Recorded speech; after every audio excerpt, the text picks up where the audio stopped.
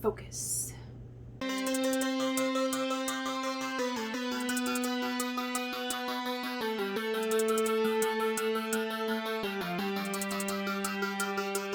everybody! I decided to do a detailed video about the system I use to rate the books that I read.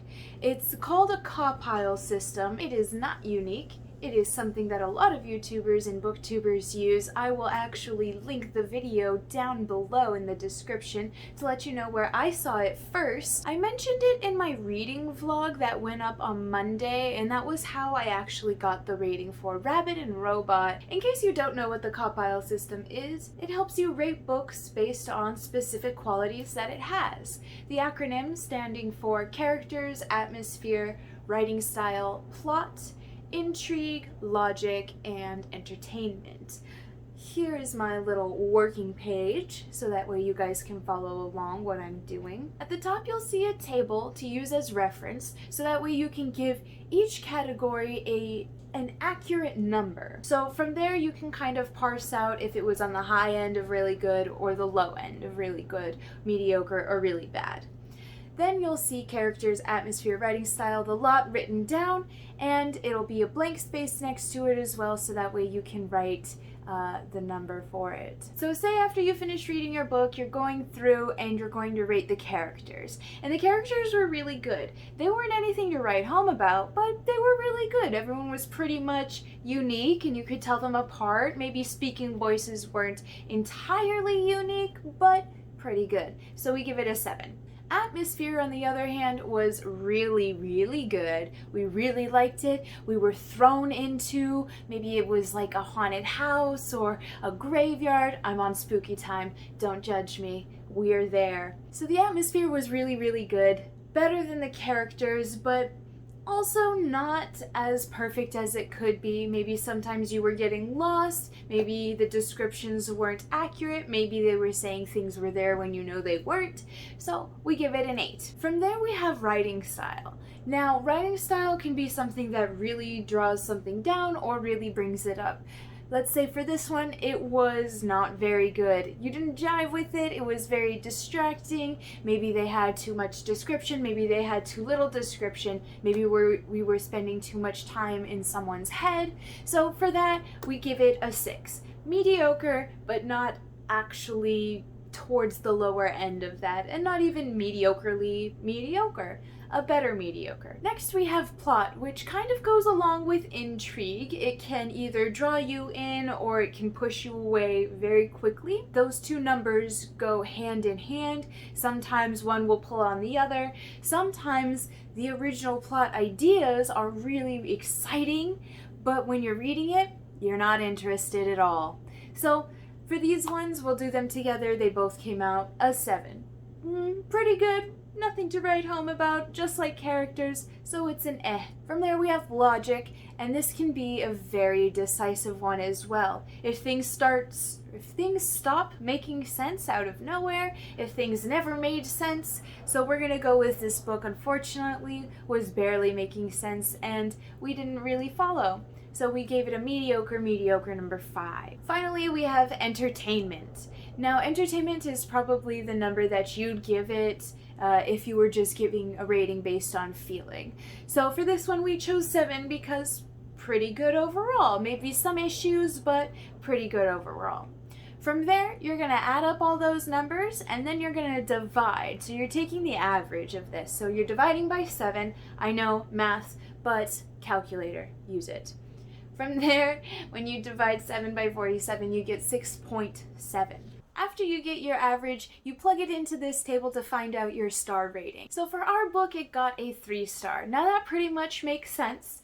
Now there have been some times where I've done a star rating, I've used the CAWPILE system, and the rating that came out was maybe not what I would have given it in the first hand.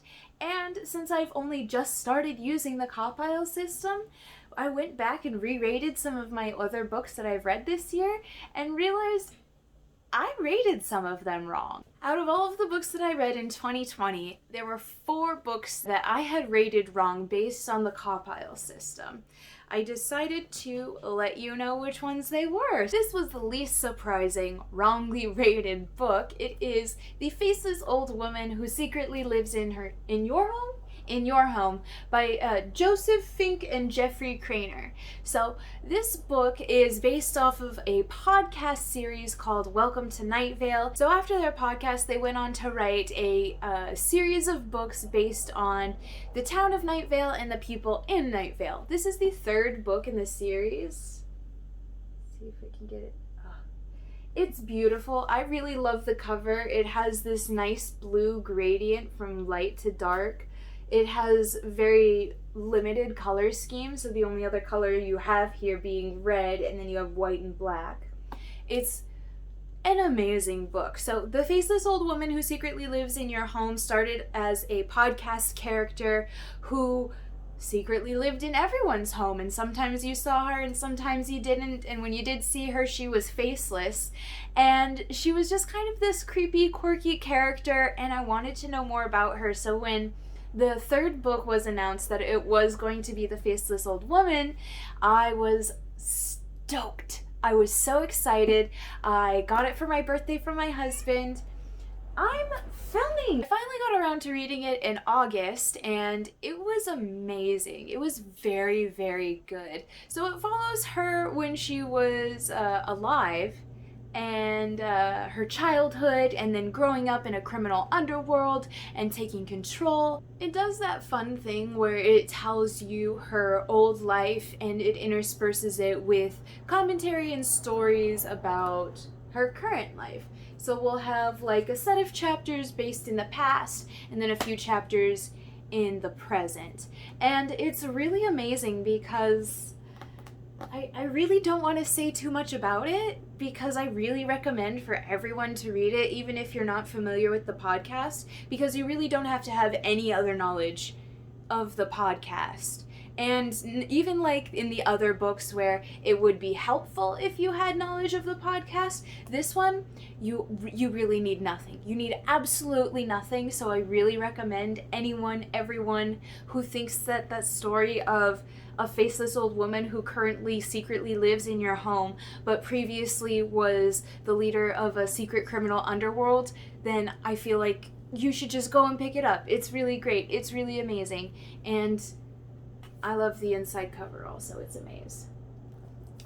But I don't want to say too much about the story either, because I don't want to give it away. It's a very fun read to just explore what's happening. So recommend. I originally rated this book 4 stars, thinking that maybe I would be a little too overzealous by giving it 5 stars, but once I put it through the CAWPILE system, it did in fact get a 5-star rating. So that was super exciting because it really just validated my love for this book and really just reaffirmed like my gut feeling on it. So that was really exciting. Least surprising, but very exciting that it did actually make the 5-star rating. The next book that I'm going to talk about is Alice's Adventures in Wonderland. So I did just finish this in the reading vlog that I put up Monday, so I won't talk too much about it. I did originally rate it 3 stars. After putting it through the CAWPILE system, it ended up getting a 4 stars. I realized that I really did like the writing style, and I was very intrigued the whole time. I finished it in a day, and it's unsurprising because it's not very long. I don't often read classics, and so I thought maybe this would be something that would take me a long time to read regardless of length, but I really did really like it apparently. So writing style, intrigue, and I mean purely the entertainment value of this, I found it very funny. Like I said in my vlog that I posted Monday, if you don't like dreams and you don't like being told dreams, it's probably not for you, but I thought it was very, very funny. The third book I'm going to talk about also went from 3 stars to 4 stars. This one is called It Devours. This one is also by Joseph Fink and Jeffrey Craner. It is the second book in the Welcome to Night Vale trilogy. The books aren't connected story-wise. What connects them is Night Vale, and that the characters live in Night Vale. But this one, It Devours, actually takes place currently in Night Vale. There's no time jumps or anything like that. It follows a scientist. Her name, oh goodness, what is her name? It is about scientist Nilanjana, who is working for local celebrity scientist Carlos, and he has sought her help to figure out what is causing mysterious rumbling in the desert, and then big gaping holes start to appear as well. So it's about her exploring that. There are other mysteries in Night Vale that she gets to experience being a scientist, and also an outsider, because there aren't originally scientists in Night Vale. These scientists came to Night Vale to study it because it's super weird and super strange, and that's really what this book is about. It really celebrates the weirdness and the strangeness that's in Night Vale, and it doesn't get you too caught up in a lot of the podcast stuff. I want to say there's a little bit of a mystery, but that's not really the entire genre of it either. In an effort to stay as spoiler-free as possible, I'm just gonna say and recommend to read it if it sounds interesting, if you're interested in the town of Night Vale and what goes on there. It is something that you do have to kind of not watch the podcast to understand or enjoy, but you do kind of have to want to engage in that town of Night Vale. It's not so much like The Faceless Old Woman, where it's kind of more far off past and intriguing things that are going on elsewhere. It's more of exactly Night Vale. So if that sounds like something interesting to you, I gave it 4 stars. I recommend it. It'd be weird if I didn't. The last book that I'm actually going to talk about was the biggest surprise for me. It's kind of hard to say it out loud. I've already done a video about it too.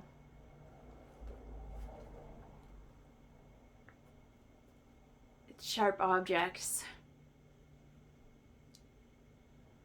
I'm pretty sure in the video I've already done, I said that I gave it 5 stars, and I did on a gut reaction. And it still, to me, is a bar that has yet to be matched in thriller for me.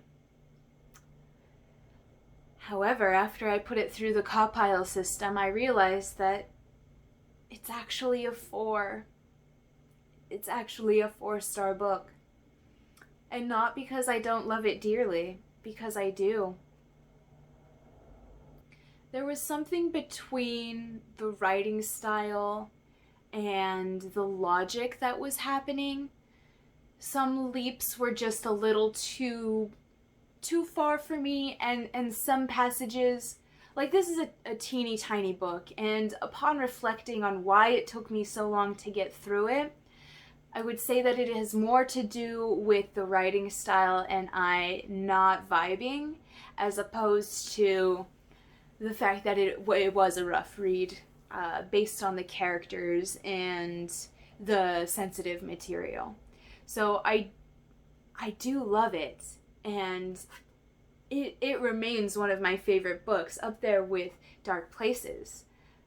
But it was just a shocker. It was kind of heartbreaking, and that's a sad way to end a video, but it was the biggest surprise to me.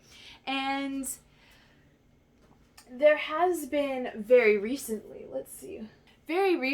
it's not a part of this video because I am not sure if I am surprised or unsurprised, but I did want to talk about it. I just finished 7.5 Deaths of Evelyn Hardcastle, which is over here, if you can find it. And I had been going between giving it a 2 and a 3 star. I really, upon gut reaction, wanted to give it a 2 star, and in my vlog you'll understand why I guess I'm sticking with a 3 star rating for that, but I don't recommend it. I don't.